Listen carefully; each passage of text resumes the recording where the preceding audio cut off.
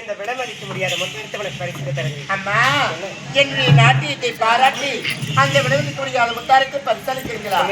அந்த விடமளிக்க முடியாத முத்தாரத்தை நான் பரிசாக பெற வேண்டும் என்றால் நான் தருமது சிறு பரிசை உன்னுடைய அண்ணன் என் நாட்டு இளவரசர் ஏற்றுக்கொள்ள வேண்டும். பரிசு என்ன பரிசு? என்ன பரிசு தெரியுமா? மா பலாவாடி சொல்லக்கூடிய முக்கணிச்சாரி. இந்த படைச்சாரி விருது நேர்ந்து விடாது. எந்த ஒரு விபத்து வராது. உடலுக்கு சத்தான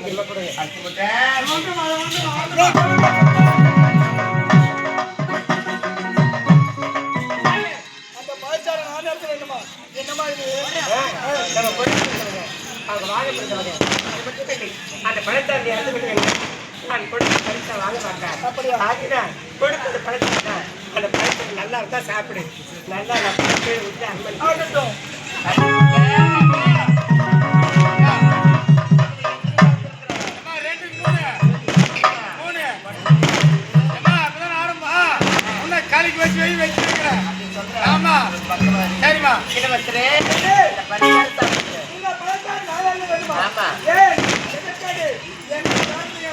நாங்கள் ஏழ்மைக்குறையில் பிறந்தவர்கள்.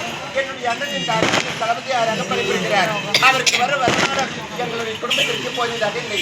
அதனால் இந்நாளிலிருந்து இந்த பனைக்கார வியாபாரத்தில் நான் இருக்கிறேன். இந்த பனைக்கார வாங்கி நீங்கள் அனுப்பிவிட்டு இது சுவை எப்படி இருக்கிற நாட்டு மக்கள் தெரிவித்தார் அனைவரும் என் இடத்தில் வாங்கி எடுத்துவாங்க. நீங்கள் சாப்பிடுங்க.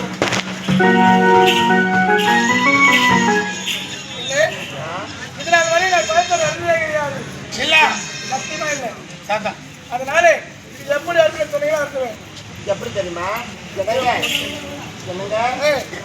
மூக்கு கல்லு பட்டுக்குன்னு வாயில ஊற்றிக்கணும். மூக்கு கல்லு பட்டு வாயில ஊற்றிக்கணும்.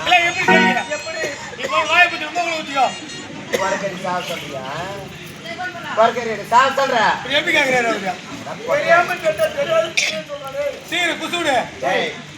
சொல்லுடா ஆமா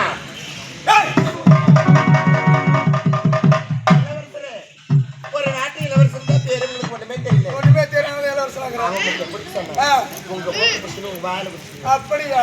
அப்படி சரி உனக்கு தெரியாதா? அதுல வாங்கி தெரியல மூக்கு தெரியாது குச்சி கிடக்குறேன்.